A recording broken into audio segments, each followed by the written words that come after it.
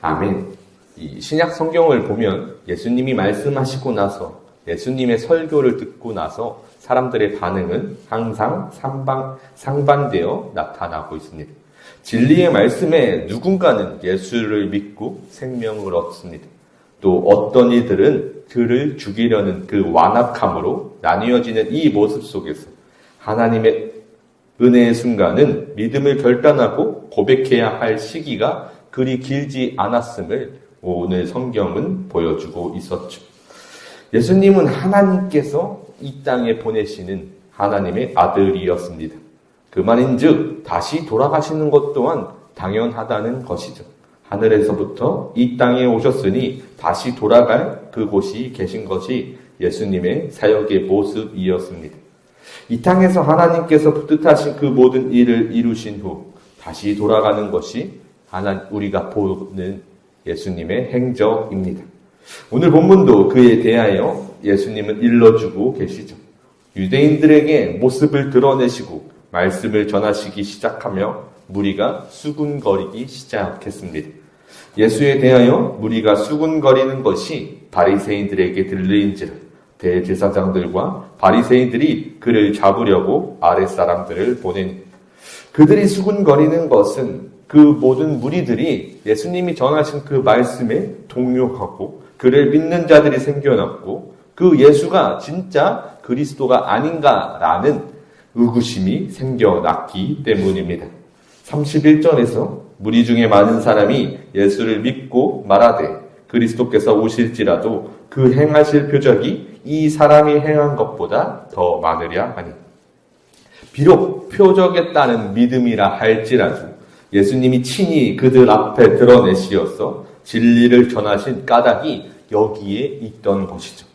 그렇기에 대제사장들과 바리새인들, 종교 지도자들은 이제 그를 잡으려고 하고 있었습니다. 이 예수를 내버려 두면 더욱 무리를 선동하고 자신들의 입지가 좁아질 것을 염려하는 아주 완악함 속에서 예수님은 그들에게 진리의 말씀을 선포하시죠. 예수께서 이르시되 내가 너희와 함께 조금 더 있다가 나를 보내신 이에게로 돌아가겠노라.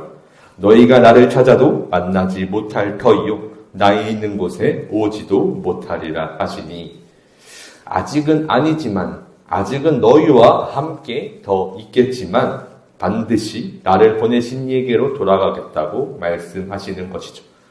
문제는 그때는 그들이 만나려고 해도 예수님을 만나려고 해도 만날 수 없고 갈 수도 없다는 것을 말씀하시는 것이 가장 큰 문제입니다. 왜냐하면 예수님이 다시 돌아가실 그곳은 하나님 나라, 하나님과 함께하는 그곳이기 때문이죠. 죄인은 결코 하나님과 함께할 수 없기에 반드시 필요한 것은 의의 길입니다.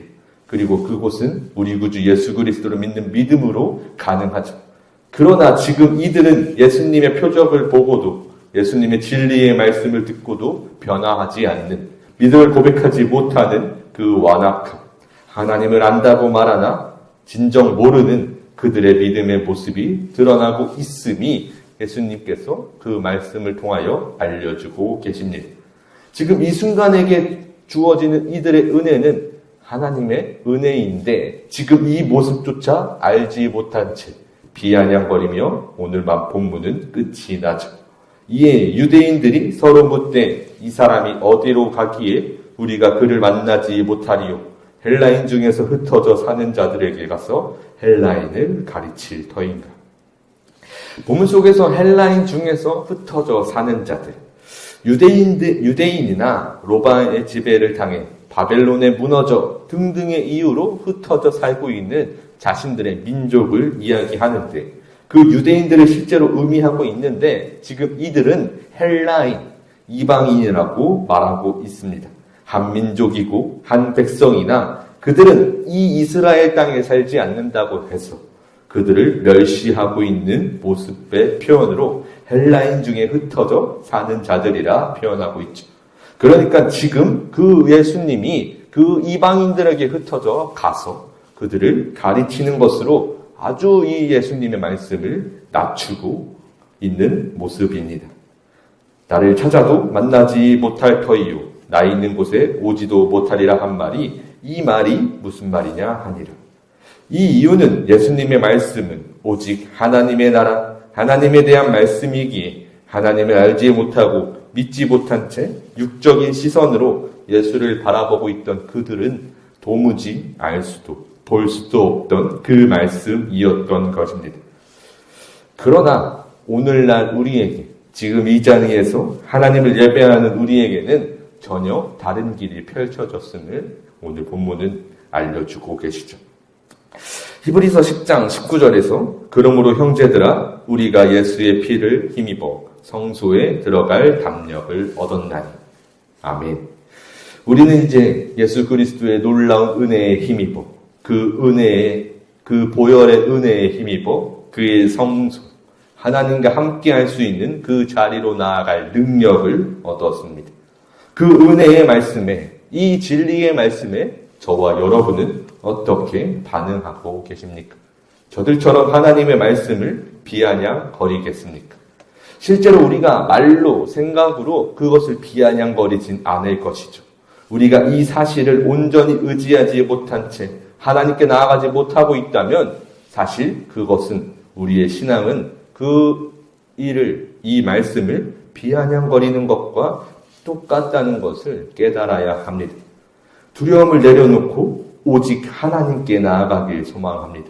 우리에게 진정한 소망은 내 모든 능력은 내려두고 그저 하나님의 모든 말씀에 순종하여 하나님께 나아가 그 영원한 생명을 누리는 주의 백성의 삶을 실제로 우리의 모든 삶의 영역에서 살아내는 것입니다.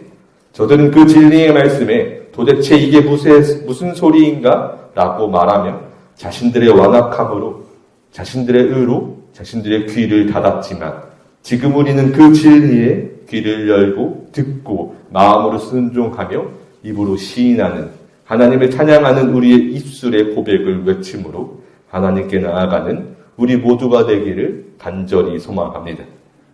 히브리서 10장 22절에서 우리가 마음의 뿌림을 받아 악한 양심으로부터 벗어나고 몸은 맑은 물로 씻음을 받았으니 참 마음과 온전한 믿음으로 하나님께 나아가자. 아멘. 이 믿음을 우리가 반드시 구할 수 있고 이 믿음으로 우리의 삶을 하나님 앞에 예배를 드릴 수 있는 저와 여러분이 되시기를 주님의 이름으로 축복합니다.